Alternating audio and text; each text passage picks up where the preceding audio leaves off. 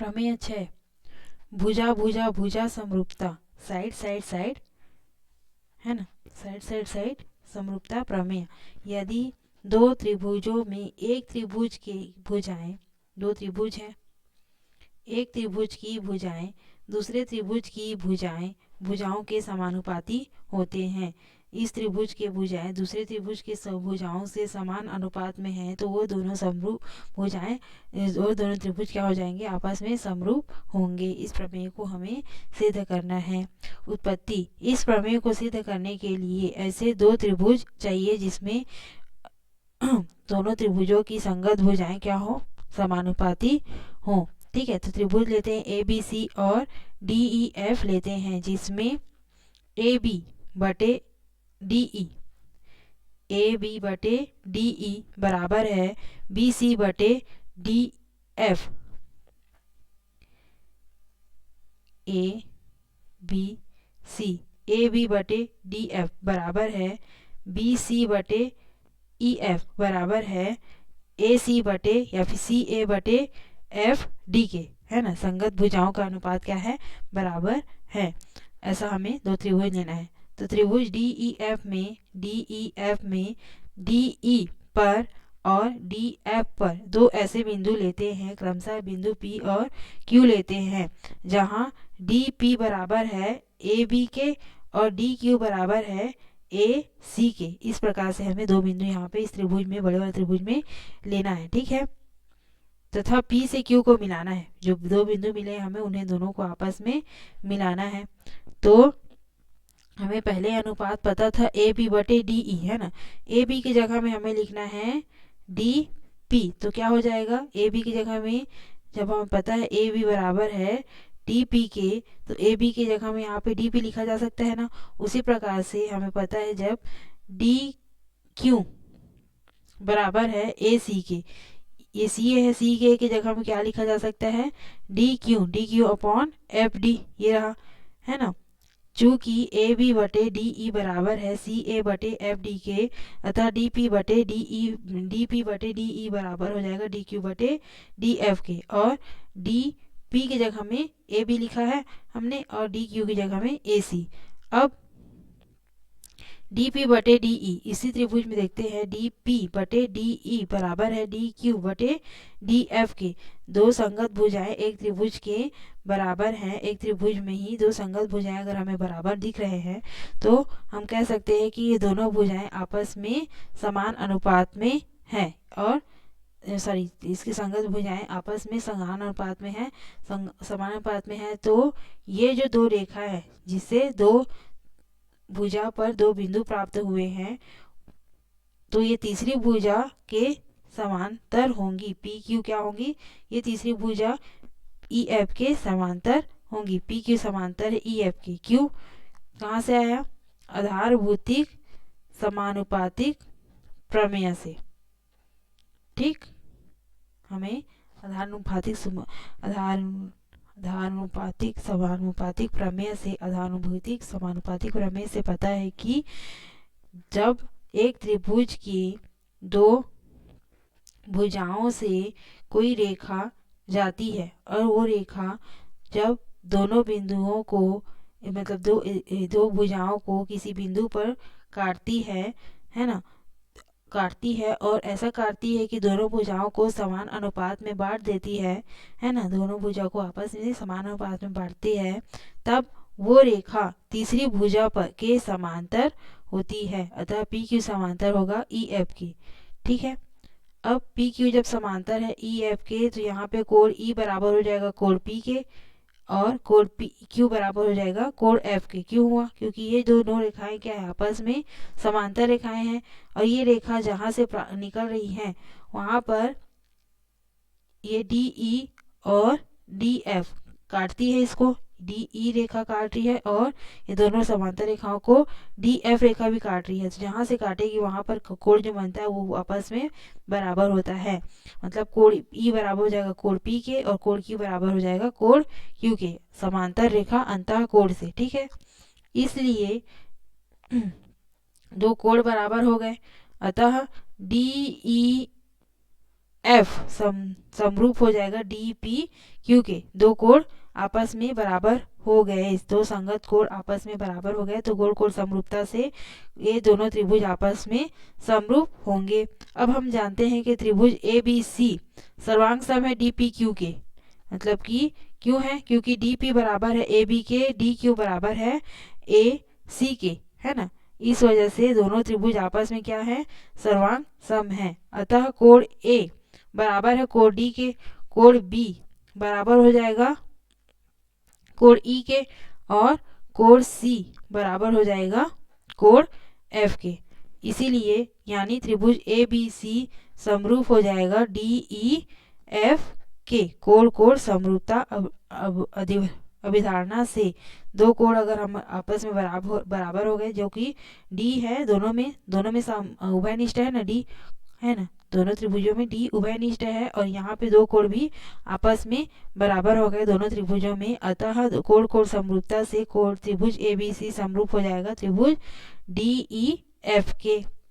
यही तो हमें लाना था भुजा भुजा भुजा समरूपता से। ठीक है। उदाहरण 4, यदि पी क्यू समांतर है, यहाँ पे पी क्यू समांतर है आर एस की, तो सिद्ध कीजिए कि पी ओ क्यू समरूप है एस ओ आर के। आकृति 19 को देखिए। ठीक है, हमें सिद्ध करना है कि ये त्रिभुज की समरूप है, ये हमें सिद्ध करना है। और दिया हुआ है कि पी क्यू और आर एस आपस में समांतर है। ठीक है, दिया है कि पी क्यू समांतर है आर एस के, ये तो दिया हुआ है। अतः दो समांतर रेखाओं को यदि कोई रेखा काटती है तो उस रेखा से बने अंतः कोण आपस में बराबर होते हैं। अतः कोण Q और कोण R आपस में बराबर होगा। और अगर इस रेखा को हम देखें तो कोण P और कोण S, है ना, एकांतर कोण से दोनों आपस में बराबर होंगे, है ना। समांतर रेखा एकांतर कोण P बराबर होगा कोण S के, और कोण Q बराबर होगा कोण R के। साथ ही ये दोनों कोण आपस में बराबर, ये दोनों कोण आपस में बराबर होंगे। साथ ही POQ और ROS भी बराबर होगा, क्योंकि O क्या है? दोनों में कॉमन है, उभयनिष्ठ या फिर शीर्षाभिमुख कोण कहा जा सकता है। दोनों में कोण O क्या है? आ रहा है, दोनों में कोण O आ रहा है। तो एक कोण यहाँ से बराबर हो गया और एक कोण यहाँ से बराबर हुआ, तो दो कोण अगर बराबर हो गए तो कोण कोण समरूपता से कोण समरूपता की कसौटी से त्रिभुज पी ओ क्यू और एस ओ आर दोनों क्या हो जाएंगे? समरूप होंगे। ठीक है।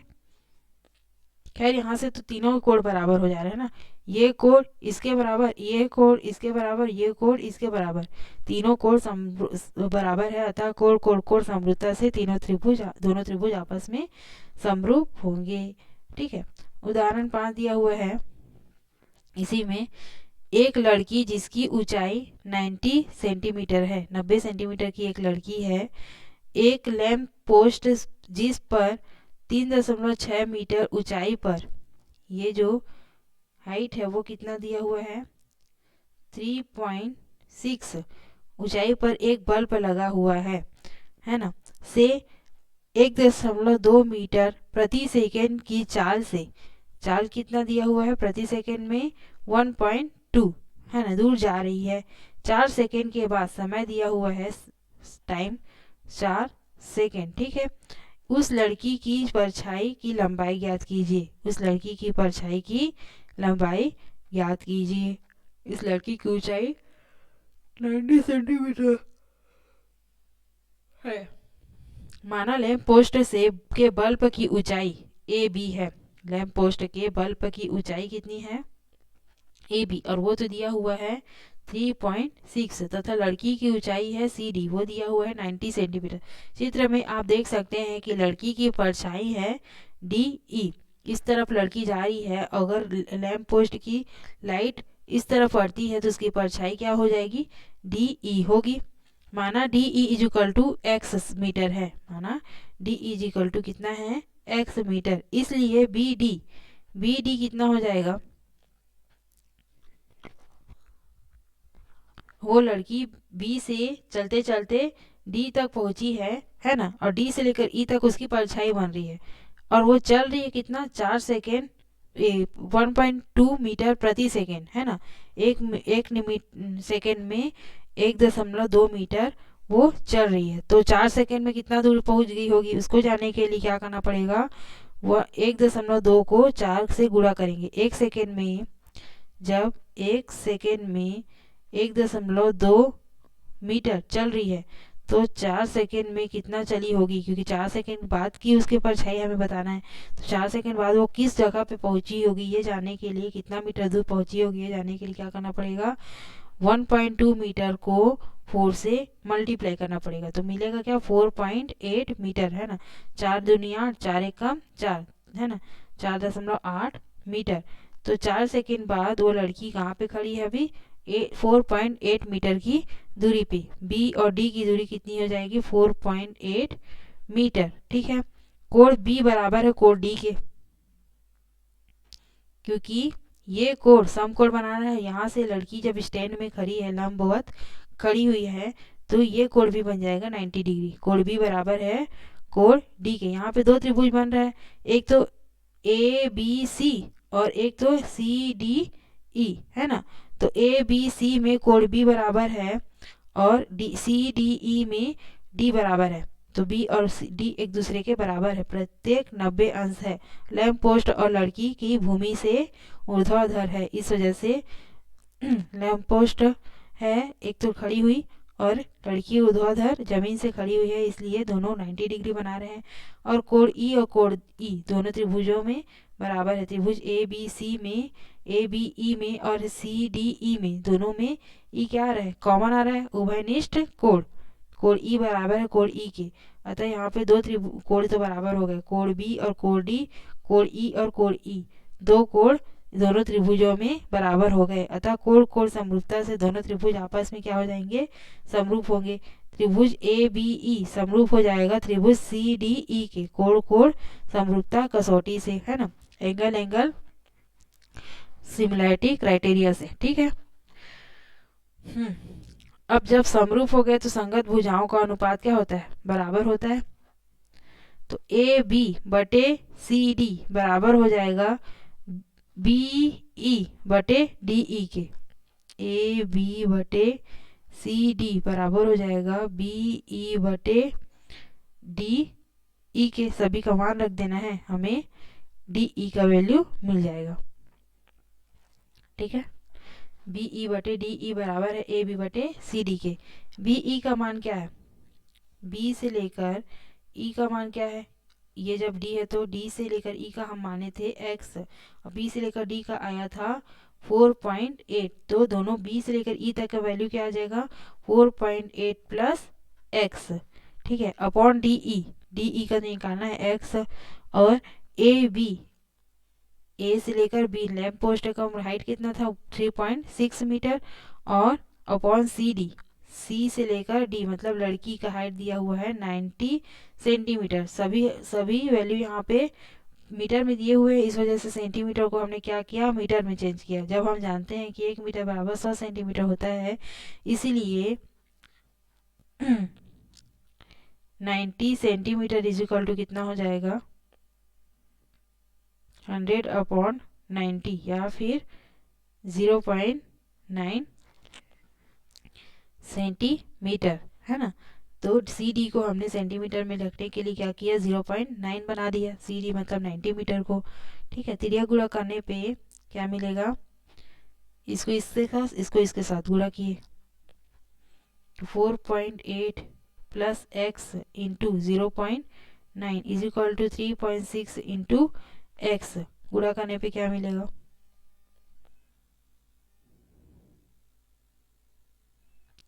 4.8 into X is equal to 3.6 into X into नहीं प्लस, ये प्लस में, और ये 0.9 को इसके अपॉन में ले जाते हैं, 0.9। 9 एक कम 9, 9 कम 98 तो 9 चौक 36। ठीक है, पॉइंट के बाद एक संख्या है दशमलव के बाद एक संख्या है तो दोनों दशमलव आपस में कट गया, तो एक कम 9 चौक 36, 4x। x इस तरफ जाएगा तो 4.8 is equal to 4x minus X, 4.8 is equal to 3x, x is equal to 4.8 upon 3, 3 एकम 3, एक बचा 3 चिका 18, 1.6। एक्स का मान क्या है 1.6। अतः 4 सेकेंड चलने के बाद डी ई क्या है, एक्स इज इक्वल टू क्या है डी ई को हम माने हैं लड़की की परछाई की लंबाई, ठीक है। और डी ई को हमने माना है एक्स कितना है 1.6 मीटर। अतः 4 सेकंड चलने के बाद लड़की की परछाई की लंबाई 1.6 मीटर होगी, ठीक है। इस प्रकार से दिए गए प्रश्नों के आधार पे हमें सॉल्यूशन निकालना रहता है। करके देखिए, इसको हम नेक्स्ट वीडियो में बनाएंगे।